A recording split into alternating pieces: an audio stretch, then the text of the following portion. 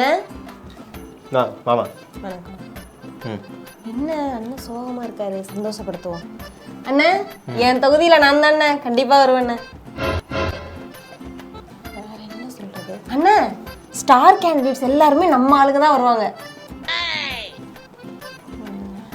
அண்ணா 40 தொகுதியிலையும் நம்ம தானே. என்ன இதுக்கும் சந்தோஷப்பட மாட்டாரு அண்ணா? நாளைக்கு இந்தியாவில் வந்து ஆட்சி அமைக்க போறதே நம்ம தானே. என்னென்ன சந்தோஷமே பட மாட்டீங்க? இதெல்லாம் எனக்கு முக்கியம் இல்லை. என்ன நடக்கும்னு எனக்கு தெரியும். சரியா ஜூன் 4ஆம் தேதி ஹோட்டலில் எண்ணதுக்கப்புறம் ராத்திரி பத்திரிகையாளர்கிட்ட என்ன பேசணுமோ அதை மட்டும் இப்போ சொல்லு போதும். ஓகேண்ணா.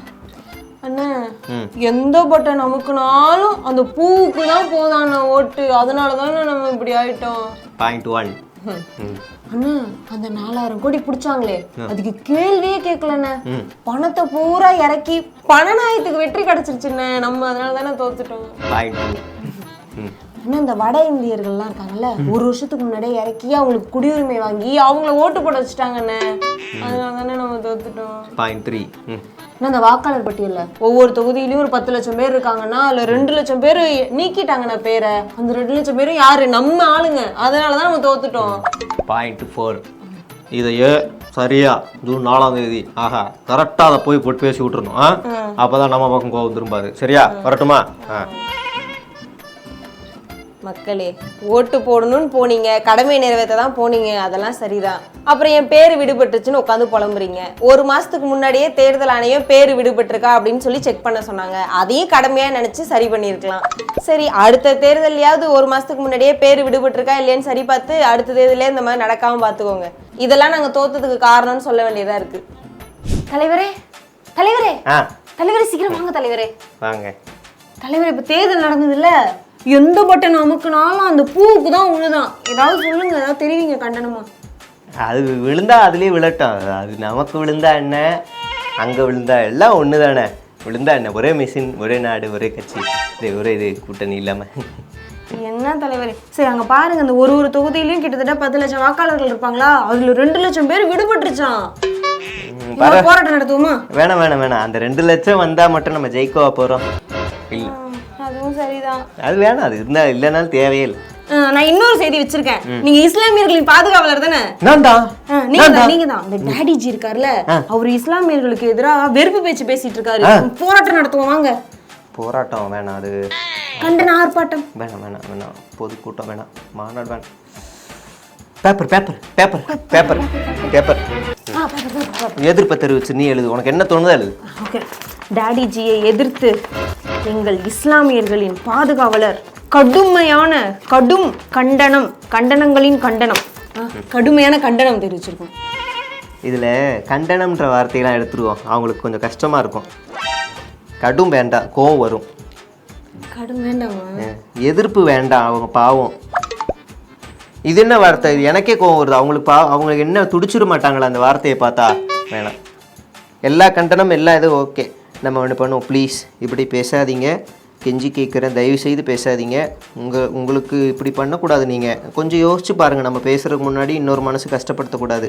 இந்த மாதிரி சாஃப்டாக அறிக்கை சொல்லுங்கள். கண்டன அறிக்கை சொல்லாதீங்க. சாஃப்டான அறிக்கை. எங்கள் இஸ்லாமியர்களின் பாதுகாவலர் சாஃப்டான அறிக்கை விட்டுருக்காருப்பா. வரட்டுமா? அப்புறம் ஜூன் 4 வரைக்கும் என்ன டிஸ்டர்ப் பண்ணாதீங்க. எனக்கு கொஞ்சம் முக்கியமான வேலை.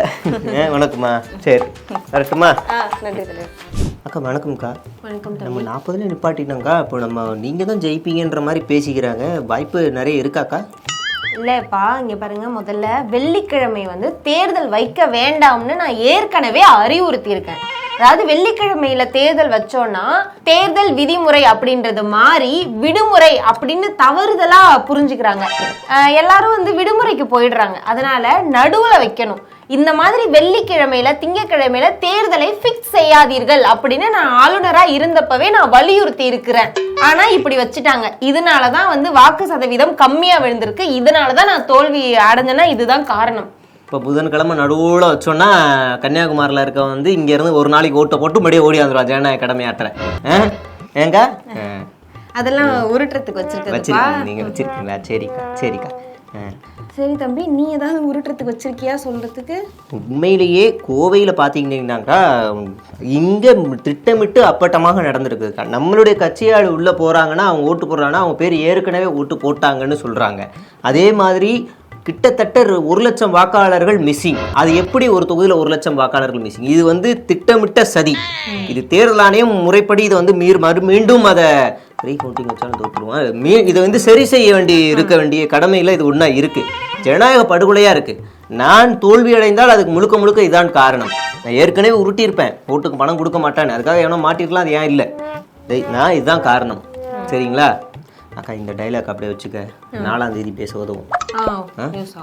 சரிக்கா, நான் வரட்டுமா? இதோ ஜி வந்து கொண்டிருக்கிறார், உங்ககிட்ட பேச போறார். ஜி எல்லாம் கரகோஷங்களை எழுப்புங்கோ. ஜி வந்து கொண்டிருக்கிறார், இதோ வந்து விட்டார், உங்கள் முன் உரையாற்ற போகிறார். ஜி பேசுங்க ஜி. இந்த வேட்பாளர் மரியாதை கேஷோலா வேட்பாளர் வருகிறார். ஜிக்கு மரியாதை செலுத்துகிறார், காலில் விழுகிறார். என்ன பண்பு? என்ன வேண்டாம், இது வேண்டாம். இப்போது ஜி காலில் விழுகிறார். வேட்பாளர் கண்டுகொள்ளாமல் போயிட்டாரு. ஐயோ என்ன கஷ்டம். என்ன அடே பாவி, நான் விழுந்துட்டு இருக்கேன்னு போயிட்டான் பாருமே சண்டால. நீ சொல்லல அவன் போயிட்டான்னு சொன்னேன் ஜி, மைக்ல சொன்னேன் ஜி. சரி பேசுமா ஜி? போயிடலாம் ஜி. ஸ்பீச் போடுங்க. இங்கே இந்து ஓட்டு அதிகமா முஸ்லீம்? இந்து தான் ஜி. அது போதும். இந்த நாட்டில் இருக்க சொத்துக்கள் இந்துக்களது. அது ஏன் வந்தவர்களுக்கு கொடுக்கணும்? அவங்க அதிகமாக குழந்தை பெற்றுக்குது, அதுக்காக அவங்க கொடுக்கணுமா? தப்பு இல்லை. கொடுக்க போறீங்களா? யோசிங்க. கொடுக்க போறீங்களா? நோ. ஜி என்ன ஜி இப்படி பேசிட்டு இருக்கீங்க? கே ஜி இல்லை வெறுப்பு பேச்சு பேசாதீங்க ஜி. அப்படியா? சரி, ஒரு சாதாரண முஸ்லீம் ஓட்டும் வரும்ல. சரி ஓகே. இங்கேருந்து இந்தியாவிலேருந்து ஹஜ் பயணம் அதுக்கு போகிறதுக்கு நிறைய சிரமப்பட்டாங்கோ. நான் வந்து பிறகு அங்கே நாட்டில் எல்லாம் பேசி சால்வ் பண்ணி, பிரச்சனையை சால்வ் பண்ணி இப்போ லட்சக்கணக்கில் எல்லாம் ஃப்ரீயாக போயிட்டு வருது ஜாலியாக. அப்புறம் பெண்கள் கூட தனியாக போகிற அளவுக்கு முன்னேற்றமாக இருக்குது. என்னோட சகோதரன் சகோதரிகள் அனைவரும், என்னுடைய இஸ்லாமியர்கள் சொந்தங்கள் எல்லாமே எனக்கானவங்க. என்னை பாராட்டி பூர்த்தி செய்கிறாங்க. எனக்கு ரொம்ப வெக்கமாக இருக்குது. அவங்க இல்லாமல் நான் இல்லை, நான் இல்லாமல் அவங்க இல்லை. G super G, super G, சூப்பரா உருட்டிட்டீங்க. இப்போ இந்து ஓட்டு செதறாம நமக்கு வந்தா போதும். இருந்தாலும் இந்த தேர்தலுக்கு அப்புறம் நம்ம பார்த்துப்போம். Okay G. நான் நெக்ஸ்ட் ஸ்டேட் போறான். பாய்.